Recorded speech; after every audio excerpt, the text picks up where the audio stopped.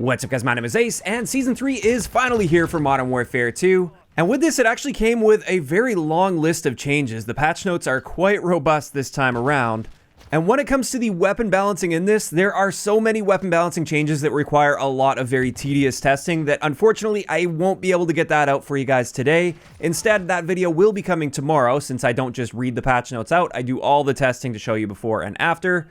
Instead, today I wanted to take a look at some of the miscellaneous changes, some of which are very important and some things that we've been asking for quite some time. Just a few highlights of what we're going to cover: a nerf to the flashbang grenade, finally, nerfs to visual obstruction when you're taking explosive or weapon damage, movement adjustments including sliding and diving, and then a few more just miscellaneous things. And let's just dive right into this, and let's first have a look at the Flashbang nerf. This is something the community's been asking for since the beta of the game, if I remember correctly. Either a nerf to the Flashbangs, or at the very least, a buff to Battle Hardened. So let's just see for ourselves what they did here. First up, this is what it looks like when you get flashed pre-patch without Battle Hardened, if you have the inverted setting set, so it goes black instead of white. I don't want to kill your eyes in this video, but that was a complete black screen for quite some time. Now let's have a look at what this looks like post-patch. And you likely noticed that this wasn't quite as punishing post-patch, but for a better look at this, let's have a look at a side-by-side. And from this, you can very clearly see that your vision returns noticeably faster post-patch compared to pre-patch, and I think this was an excellent adjustment to the flashbangs. I don't think they took it too far to the point where flashbangs are now useless. They're still going to be very useful for challenging people. However, they're just not quite as punishing on the receiving end. Now, of course, that was without the Battle Hardened perk equipped, and if you have Battle Hardened, this is what it looks like pre-patch versus post-patch against a flashbang grenade. The first thing I notice here is you basically don't get a black screen at all post-patch. You'll always at least have some amount of vision, even though it will be quite blurred for a short period of time. And I think this is a great change. If you're using the perk that's designed to counter the flashbang, it does a very good job of that now. You at least have an opportunity to still see your target, although it is going to be a bit blurry for a few seconds, compared to having a complete black screen for about half a second pre-patch. So overall, I do think these are some excellent adjustments to the flashbang. I wish they would have done this months ago, but I'm glad they've finally done it. Now let's move on to the next thing that I actually feel really flew under the radar in the patch notes, and yet this is actually quite a big deal. It's going to make quite a big difference for many people. This is a reduction to a lot of the visual obstruction and shake that you get when you take damage. And let's have a look at the first example. This is taking damage from a claymore when you have the bomb squad perk equipped, so you do survive the situation. And if you just watch it side by side at regular speed, you may not really notice much of a difference, but I wanted to break this down more so frame by frame. And as you can see here, the frame that you take damage, there's going to be a lot more red on your screen pre-patch compared to post-patch. They've really toned down that amount of red. So that's going to make seeing what's going on as you're taking damage a little bit easier post-patch compared to pre-patch.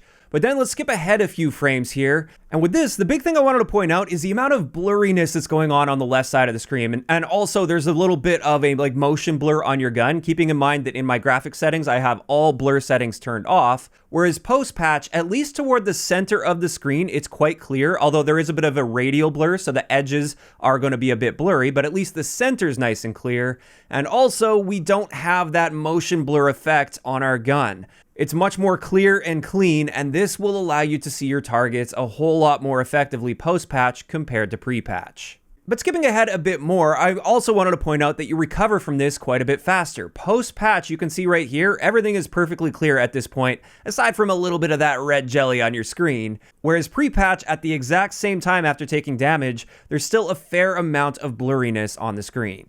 Now, that's the visual distortion from taking explosive damage, which tends to be a lot more harsh than bullet damage, but I also wanted to show you a comparison side by side here when I get shot by a sniper rifle in the foot. So I am taking a ton of damage with this single shot. And again, if you're watching this in real time, you may not really notice a difference, but when you go frame by frame with this, the moment you take damage from that sniper rifle, just look how much more red the screen is and how much darker it appears compared to post-patch. You can really see that they have toned down that redness effect, and I think this, as well as the general reduction to visual distortion from explosive damage, is a very solid improvement here that's definitely going to allow you to see what's going on more effectively after taking damage.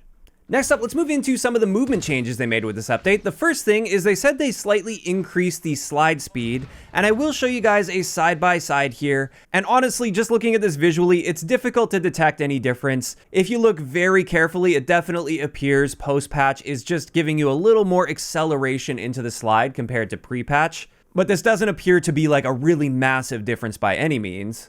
However, it is worth noting, I measured the slide to fire time. So as you initiate the slide, if you just want to start shooting your gun as soon as possible, with a Vaznev in your hand at least, pre-patch this would take about 634 milliseconds, whereas post-patch it's 517 milliseconds. So there is actually a noticeable improvement to your slide to fire time. There definitely is still enough of a delay that this probably isn't going to be a super effective method of challenging enemies, but at least it's a bit better than it was pre-patch.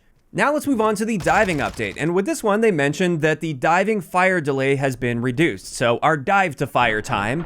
Again, this is tested with a Vaznev, and as we can see, pre-patch it would take you about 1.1 seconds before you could get a shot off after a dive, whereas post-patch it's now a little bit under a second at 0.984 milliseconds based on my hand testing. So while this isn't a massive difference by any means, again, you can dive and fire just a little bit sooner than you could pre-patch. Just like with the sliding though, I'm probably not going to suddenly switch to diving into fights because this wasn't a big enough change to really justify doing that.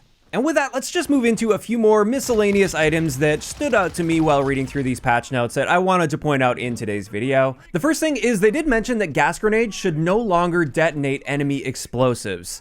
And it turns out pre-patch, gas grenades were destroying things like proximity mines and claymores, for instance, if you had them on the ground, and that's not their intended design. So now, post-patch, gas grenades aren't going to be detonating those pieces of equipment when they're on the ground. Additionally, just a few things in the menu that stood out to me that I feel are worth mentioning. First up, it looks like they have fixed the double kill tracking for camo challenges. That hasn't been tracking, I think, since the Season 2 Reloaded update.